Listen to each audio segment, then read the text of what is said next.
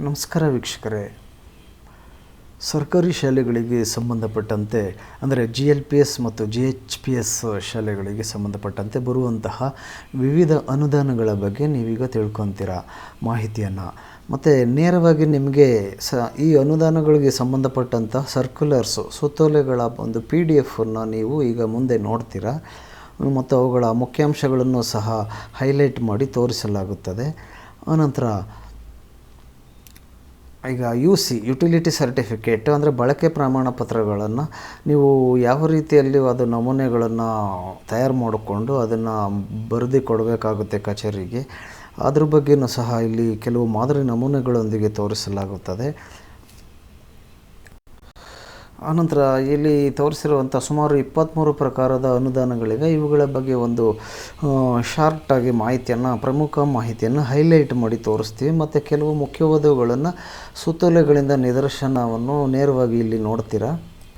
ಅದಕ್ಕೆ ಮುಂಚೆ ಇನ್ಫೋವರ್ಸ್ ಕನ್ನಡ ಯೂಟ್ಯೂಬ್ ಚಾನಲ್ಗೆ ತಾವಿನ್ನೂ ಸಬ್ಸ್ಕ್ರೈಬ್ ಆಗಿಲ್ಲ ಅಂತಂದರೆ ಇವಾಗಲೇ ಸಬ್ಸ್ಕ್ರೈಬ್ ಆಗಿ ಹಾಗೂ ಮರೆಯದೆ ಲೈಕ್ ಮಾಡಿ ಮತ್ತು ಶೇರ್ ಮಾಡ್ತಾಯಿರಿ ವಿಡಿಯೋನ.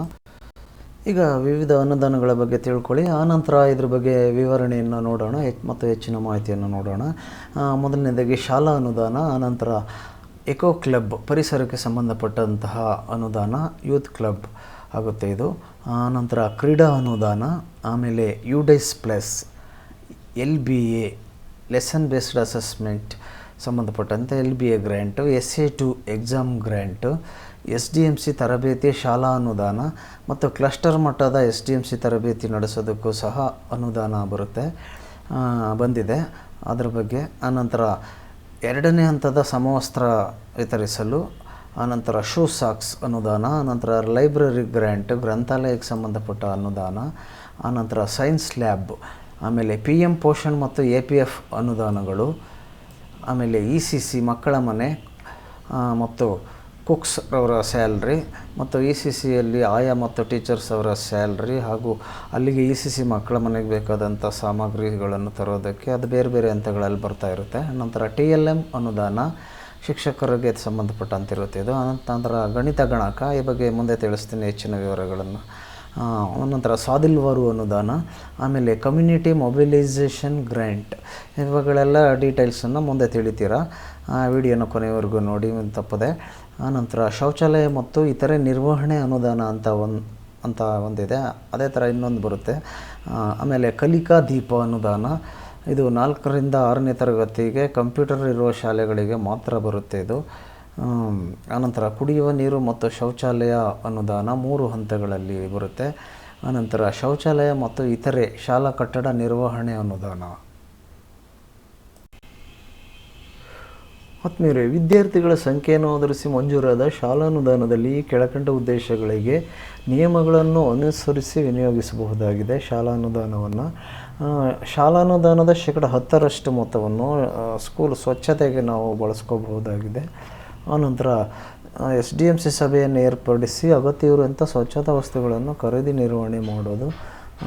ಇನ್ನೂ ಮಾಹಿತಿಗೆ ಇಲ್ಲಿ ನೋಡಿ. ಇನ್ನು 25-26ನೇ ಸಾಲಿಗೆ ಸಂಬಂಧಿಸಿದಂತೆ ರಾಜ್ಯದ ಎಲ್ಲ ಸರ್ಕಾರಿ ಪ್ರಾಥಮಿಕ ಹಾಗೂ ಪ್ರೌಢಶಾಲೆಗಳಲ್ಲಿನ ಶಾಲಾಭಿವೃದ್ಧಿ ಹಾಗೂ ಮೇಲುಸ್ತುವಾರಿ ಸಮಿತಿ ಸದಸ್ಯರ ಸಭೆಯನ್ನು ನಡೆಸುವ ಬಗ್ಗೆ. ಇದು ಶಾಲಾ ಮಟ್ಟದಲ್ಲಿ ಈಗ ನಡೆದಿತ್ತು ಮತ್ತು ಕ್ಲಸ್ಟರ್ ಮಟ್ಟದಲ್ಲಿ ಸಹ ನಡೆಸಿ ಅಂತ ಇಲ್ಲಿ ಉಲ್ಲೇಖವಾಗಿದೆ. ಈ ರೀತಿ ಇದೆ ನೋಡಿ ಮಾಹಿತಿ.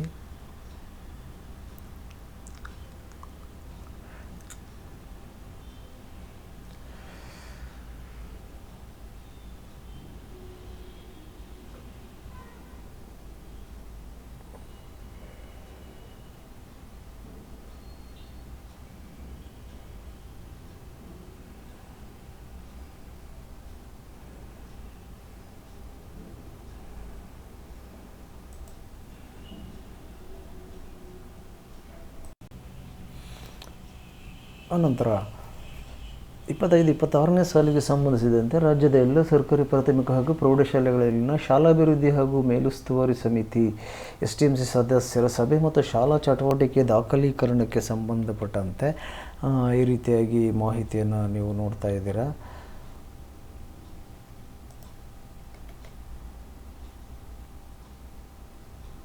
ಒಟ್ಟು ಅನುದಾನ ಪ್ರತಿ ಶಾಲೆಗೆ 2,000 ರೂಪಾಯಿಗಳು. ಇಲ್ಲಿ ಏನಿದೆ ಅಂತ ಅಂದರೆ ಇಲ್ಲಿ ಮಾಹಿತಿ ಇದೆ ನೋಡಿ.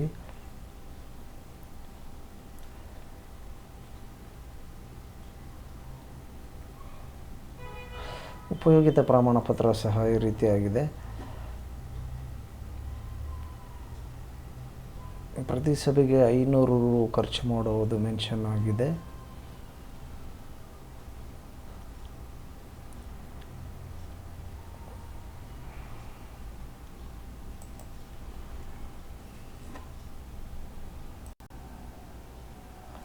ಅನಂತರ ECCE early child care education, ಮಕ್ಕಳ ಮನೆ LKG UKGಗೆ ಸಂಬಂಧಪಟ್ಟಂತೆ ಪೂರ್ವ ಪ್ರಾಥಮಿಕ ಶಾಲೆ ತರಗತಿಗಳಲ್ಲಿ ಕಾರ್ಯನಿರ್ವಹಿಸುತ್ತಿರುವಂತಹ ಅತಿಥಿ ಶಿಕ್ಷಕರು ಹಾಗೂ ಆಯಾರವರ 4 ತಿಂಗಳ ಗೌರವ ಸಂಭಾವನೆ ಅನುದಾನ ಬಿಡುಗಡೆಗೊಳಿಸಿರುವ ಬಗ್ಗೆ ಇಲ್ಲಿದೆ ಮಾಹಿತಿ.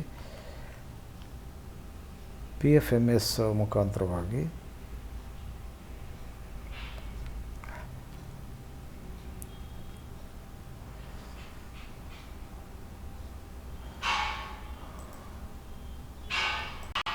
ಅನಂತರ ಗ್ರಂಥಾಲಯ ಕಾರ್ಯಕ್ರಮವನ್ನು ಅನುಷ್ಠಾನಗೊಳಿಸಲು ಸರ್ಕಾರಿ ಕಿರಿಯ ಹಿರಿಯ ಪ್ರಾಥಮಿಕ ಶಾಲೆಗಳು ಮತ್ತು ಪ್ರೌಢಶಾಲೆಗಳಿಗೆ ಸರ್ಕಾರಿ ಹಿರಿಯ ಪ್ರಾಥಮಿಕ ಶಾಲೆ, ಆನಂತರ ಸರ್ಕಾರಿ ಕಿರಿಯ ಪ್ರಾಥಮಿಕ ಶಾಲೆ ಇದೆ, ಆಮೇಲೆ ಪ್ರೌಢಶಾಲೆ, ಸೀನಿಯರ್ ಸೆಕೆಂಡರಿ ಶಾಲೆ, ಇವು ಗ್ರಂಥಾಲಯಕ್ಕೆ ಒಂದು ಅನುದಾನವಾಗಿದೆ. ಅನಂತರ ಸಮಗ್ರ ಶಿಕ್ಷಣ ಕರ್ನಾಟಕದಿಂದ PAB ಅನುಮೋದಿತ ಕ್ರೀಡಾ ಸಾಮಗ್ರಿಗಳನ್ನು ಖರೀದಿಸಲು ರಾಜ್ಯದ ಎಲ್ಲ ಪ್ರೌಢಶಾಲೆಗಳಿಗೆ ಮತ್ತು ಹಿರಿಯ ಪ್ರಾಥಮಿಕ ಶಾಲೆಗಳಿಗೆ ಹಾಗೂ ಕಿರಿಯ ಪ್ರಾಥಮಿಕ ಶಾಲೆಗಳಿಗೆ ಅನುದಾನ ಬಿಡುಗಡೆ ಮಾಡಿರುವ ಬಗ್ಗೆ ಇಲ್ಲಿ ಕೆಲವೊಂದು ವಿವರಣೆಗಳು ಇದೆ.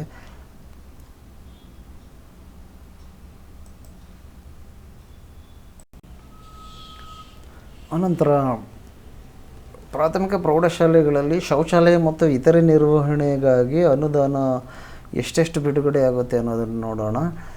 ಇಲ್ಲಿ ಮತ್ತು ಶಾಲಾ ಕಟ್ಟಡಗಳ ನಿರ್ವಹಣೆಯೂ ಸಹ ಇಲ್ಲಿ ಸೇರಿಕೊಂಡಿದೆ. ಇದ್ರ ಜೊತೆಗೆ ನೋಡಿ, ಇಲ್ಲಿ ಮಕ್ಕಳ ಸಂಖ್ಯೆ 1ರಿಂದ 25 ಒಂದು ಮಕ್ಕಳಿದ್ದರೂ ಸಹ ಅಲ್ಲಿಂದ 25 ಮಕ್ಕಳವರೆಗೆ ಒಂದು 10,000 ರೂಪಾಯಿ ಹತ್ತತ್ರ ಬರುತ್ತೆ. ಅನಂತರ 26ರಿಂದ 50 ಮಕ್ಕಳಿದ್ರೆ ಅದು 10,000, 51ರಿಂದ 100 ಮಕ್ಕಳಿದ್ರೆ 12,000 ರೂಪಾಯಿ, 101ರಿಂದ 150 ಮಕ್ಕಳಿದ್ರೆ 14,000 ರೂಪಾಯಿ ಬರುತ್ತೆ ಆ ಶಾಲೆಗೆ, 150ರಿಂದ 200 ಮಕ್ಕಳಿದ್ರೆ 15,000 ಆಯಿತು, 201ರಿಂದ 500 ಇದ್ದರೆ 19,000, 501ರಿಂದ 1,000 ಮಕ್ಕಳಿದ್ರೆ 26,500, 1,001ರಿಂದ ಮೇಲ್ಪಟ್ಟಿದ್ರೆ 35,000 ರೂಪಾಯಿಗಳವರೆಗೂ ಬರುತ್ತೆ.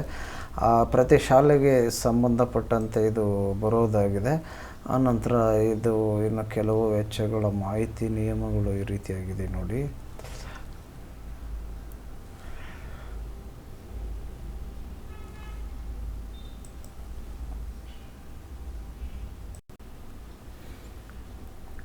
ಆಮೇಲೆ ಸರ್ಕಾರಿ ಪ್ರಾಥಮಿಕ ಶಾಲೆಗಳು ಕುಡಿಯುವ ನೀರು ಮತ್ತು ಶೌಚಾಲಯ ನಿರ್ವಹಣೆಗಾಗಿ 1, 2 ಮತ್ತು 3ನೇ ಹಂತದ ಅವಧಿಯ ಅನುದಾನವು ಶಾಲಾ SDMC ಬ್ಯಾಂಕ್ ಖಾತೆಗೆ BMS ಮೂಲಕ ಬಿಡುಗಡೆಯಾಗಿರುತ್ತದೆ.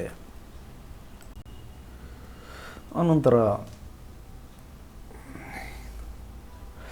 ಶಾಲಾನುದಾನ ಇದು ಒಂದು ಹಿಂದಿನದು, ಅದು ನೋಡಿ ಜಸ್ಟ್ ಅಂಡರ್ಸ್ಟ್ಯಾಂಡ್ ಮಾಡ್ಕೊಳ್ಳೋಣ. ಶಾಲಾನುದಾನ ಬಿಡುಗಡೆ ಆಗಿತ್ತು, ಯಾವ ರೀತಿಯಾಗಿ ಅದು ಬಿಡುಗಡೆಯಾಗಿದೆ, ಘಟಕ ವೆಚ್ಚ ಎಷ್ಟು ಇದೆ, ಅದೇ 1ರಿಂದ 30 ವಿದ್ಯಾರ್ಥಿಗಳಿಗೆ ಆವಾಗ 4,000, ಅದೇ ರೀತಿ 30ರಿಂದ 100 ವಿದ್ಯಾರ್ಥಿಗಳಿಗೆ 10,000, ಅದರ ಮೇಲ್ಪಟ್ಟ 20,000, ಆನಂತರ 251ರಿಂದ ಮೇಲಿದ್ದರೆ 30,000, ಅನಂತರ 1,000ಕ್ಕಿಂತ ಹೆಚ್ಚು ವಿದ್ಯಾರ್ಥಿಗಳಿದ್ರೆ 40,000 ರೂಪಾಯಿ.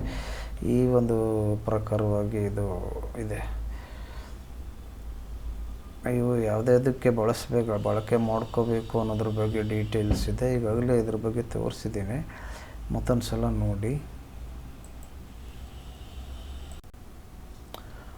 ಇನ್ನು ಸರ್ಕಾರಿ ಶಾಲೆಗಳಲ್ಲಿ 1ರಿಂದ 10ನೇ ತರಗತಿವರೆಗೆ ವ್ಯಾಸಂಗ ಮಾಡುತ್ತಿರುವಂತಹ ವಿದ್ಯಾರ್ಥಿಗಳಿಗೆ 1 ಜೊತೆ ಶೂ ಮತ್ತು 2 ಜೊತೆ ಸಾಕ್ಸ್ಗಳನ್ನು ಒದಗಿಸಲು ಹಣ ಬಿಡುಗಡೆಯಾಗಿರೋ ಬಗ್ಗೆ ನೀವೀಗ ನೋಡ್ತಾ ಇದ್ದೀರಾ.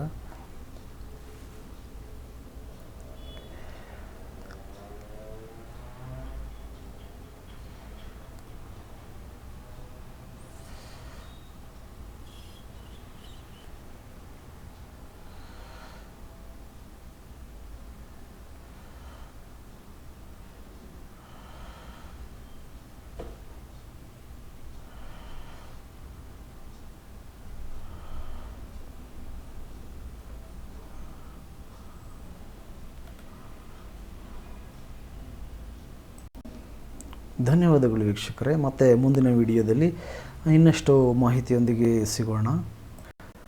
ನಮ್ಮ ವಿಡಿಯೋ ನಿಮಗೆ ಸಿಗಬೇಕು ಅಂತ ಅಂದರೆ ತಾವಿನ್ನೂ ಈ ಚಾನಲ್ಗೆ ಸಬ್ಸ್ಕ್ರೈಬ್ ಆಗಿಲ್ಲದೆ ಇದ್ದರೆ ಇವಾಗಲೇ ಸಬ್ಸ್ಕ್ರೈಬ್ ಆಗಿ ಹಾಗೂ ಶೇರ್ ಮಾಡ್ತಾಯಿರಿ ವಿಡಿಯೋನ. ಮರೆಯದೆ ಇವಾಗಲೇ ಒಂದು ಲೈಕ್ ಮಾಡಿ. Thanks for watching.